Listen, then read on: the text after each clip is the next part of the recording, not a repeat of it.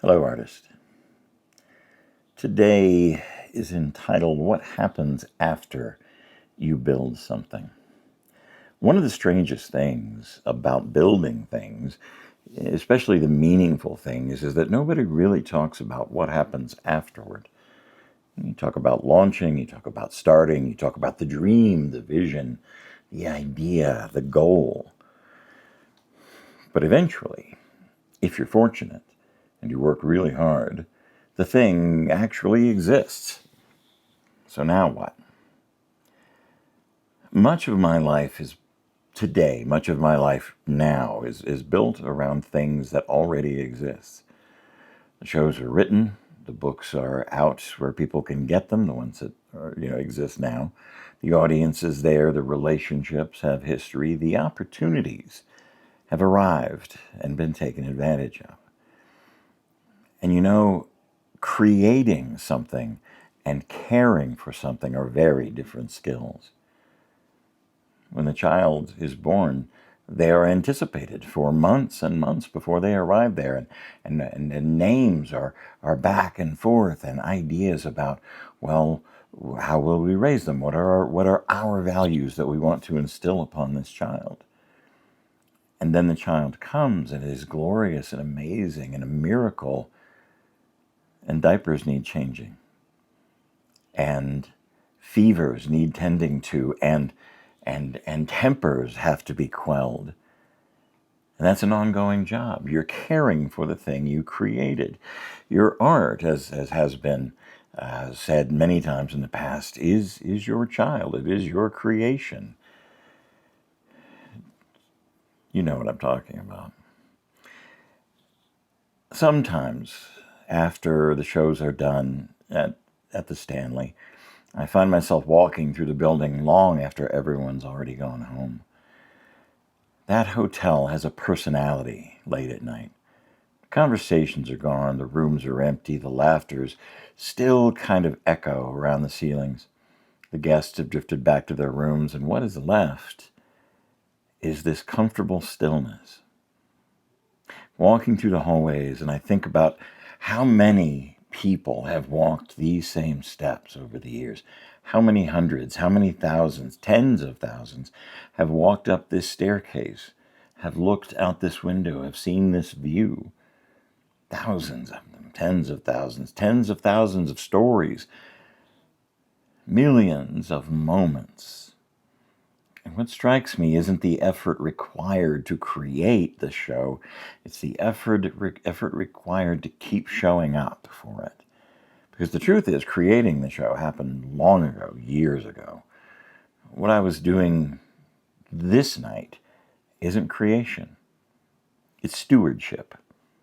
Every evening, I'm returning to something that already existed and asking myself the very simple question, how do I care for this well? How do I make it a little stronger, a little more meaningful, a little more honest, a little more alive? How do I avoid treating something meaningful like it's finished, simply because it's familiar? And I think that's where a lot of us get surprised. We imagine success will eventually remove responsibility, but instead, it often increases it. I've noticed this with performers and entrepreneurs and writers and speakers and all my fellow artists on the stage and behind the canvas, behind the camera, sitting at the piano, holding the guitar. And I've noticed it in myself, if I'm being honest. In the beginning, the challenge is getting something off the ground. The challenge later becomes remaining faithful to it. Because once something works, you're faced with a temptation that nobody warns you about. The temptation is to stop paying attention. The story works, so you stop refining it. The relationship becomes stable, so you stop nurturing it. A business becomes successful, so you stop listening. And the audience becomes loyal, and you may start taking them for granted. Nothing dramatic really happens at first. It simply becomes familiar. And familiarity has a way of disguising value. We stop seeing what sits right in front of us, That's why I've become increasingly interested in stewardship, not as a concept, as a practice. Stewardship is what happens when excitement fades and responsibility remains, that which remains behind. It's what happens when the applause ends, after the launch, after the celebration. It's the decision to continue caring for something long after the novelty has disappeared. And I think that's where much of the meaningful work of life actually exists. Not entirely in the creation, in the continuation. Not in the beginning, in the tending, to checking on the garden, taking out the weeds, and propping up the stalks, and making sure the sunlight is right, and the nurturing and the water is given in the right times. Once the garden starts growing, you're not out there just throwing seeds or planting new seeds right beside the plants that exist. You're going to choke your garden off that way. You're going to kill the plants that you're not tending to. When I look at the people I admire the most, they rarely impress me because they started something. They impress me because they stayed. They stayed with the craft. They stayed with the community. They stayed with the relationship. They stayed with the audience. They stayed long enough to transform effort into legacy. And that kind of work is quieter. It doesn't always generate headlines. It doesn't always create excitement, but it creates depth, true depth and meaning.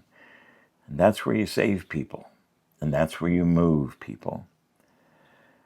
Sitting here today, I can see the Rocky Mountains just outside of my window, not terribly far away. And I am increasingly convinced that much of life is less about building and more about caring, about taking the moment to really look around you and see what you have built and to tend to it. Where does there need to be a little bit of paint? Where's there a loose board that needs nailing down?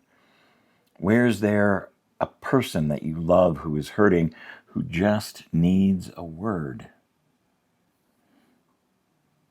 Most of us already have something worth tending to. A dream, a body of work, a conversation, a community, an opportunity that we've almost stopped noticing because it's become so familiar. And the question isn't so much, maybe, for the true artist, what am I going to build next? Maybe the better question is, what deserves more of my attention right now? Because the things that matter the most rarely ask us to become someone new. More often, they ask us to return, to show up again, to listen again, to care again. And perhaps that's what stewardship really is. Not ownership, not control, just the quiet willingness to keep tending something valuable after the excitement of building it has long passed away. I have heard it said, there's an old saying, that the performer builds new material and keeps the same audience. The professional keeps the same material and expands the audience. And in a way, both of those things are true, and that's the nature of life itself. The artist creates. I'm not saying you should stop creating altogether. But have you taken the time to really look at the quality that you've built so far? Tend to the garden you have before you start expanding it, if you ever expand it at all. In 13, in the seance show, I feed 13 people at a time. I am not striving for an auditorium of thousands or a spot in Madison Square Garden. That's not something I've ever really held dear or felt was really necessary for what I do. I work up close. I always have. I feed 13 people at a time. I love the showing up. I love spreading the feast that I have prepared in front of these 13. And I watch closely, and I listen, and I try to tend to my garden well. to see what they are getting, what value they're getting in the repast that I put in front of them. I hope that makes sense to someone out there. Be quietly willing to keep tending that which is valuable.